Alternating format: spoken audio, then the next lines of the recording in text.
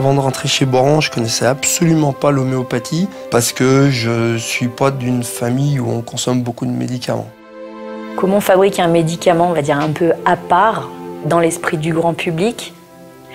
On est souvent interrogé par les amis, la famille. De ce fait, j'ai été obligée de m'y intéresser un peu plus aussi peut-être pour être capable d'apporter des réponses aux gens qui me posaient des questions. On fait de l'homéopathie, mais on l'a fait dans les règles de l'art d'une industrie pharmaceutique. Ça veut dire qu'on est soumis à 100% des réglementations et exigences pharmaceutiques comme d'autres médicaments. On a intérêt de ne pas oublier qu'on fabrique du médicament et c'est quelque chose que je rappelle aux équipes régulièrement, mais qui nous est rappelé aussi dans bon nombre de réunions par nos responsables.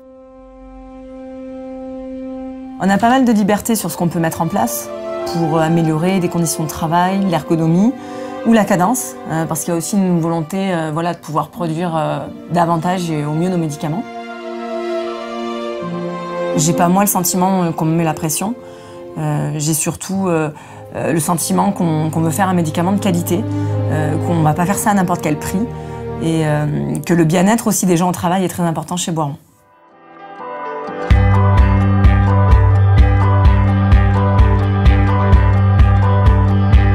L'entreprise Boiron n'est pas une entreprise lambda, elle a une image qui est quand même orientée vers l'art. Ça m'a accroché le cœur, cette entreprise, pour ça. Je trouve que c'est une entreprise qui laisse la place à l'expression.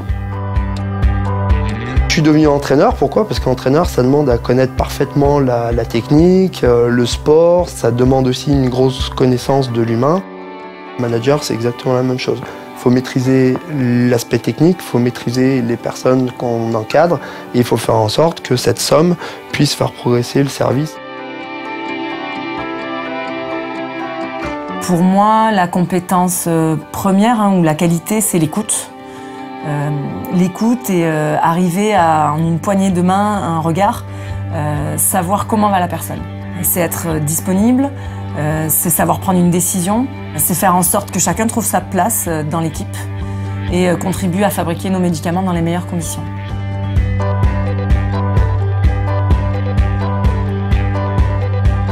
Avoir d'autres occupations en dehors, ça c'est très important.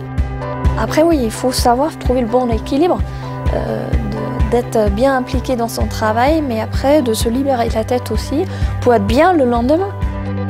Moi aujourd'hui, je m'épanouis vraiment dans ma vie personnelle avec mes enfants. Je crois que c'est beau de les voir grandir. Puis après sur le travail, là où moi je trouve tout le sens, c'est voir progresser les personnes, c'est avoir des personnes au détour d'une conversation qui vont me dire je me sens bien dans ce que je fais, je ne me pensais pas capable de ça, ou vous m'avez donné ma chance. Et voilà, ces exemples-là qui me viennent, c'est vraiment pour ça que je fais ce métier-là.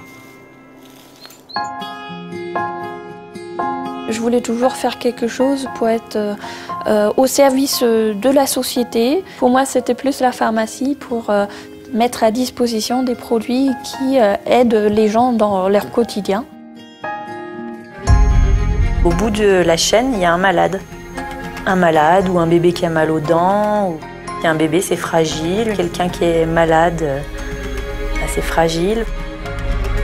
Je pense qu'on a de la chance d'avoir un produit, qui est le médicament homéopathique, qui dans l'esprit des personnes qui travaillent chez Boiron veut dire quelque chose. Et donc il y a une importance. Pour moi, il y a une valeur indirecte et qui est commune, qui est de faire du bien. Et pour moi, c'est important de travailler sur un produit qui fait du bien à la personne qui le prend.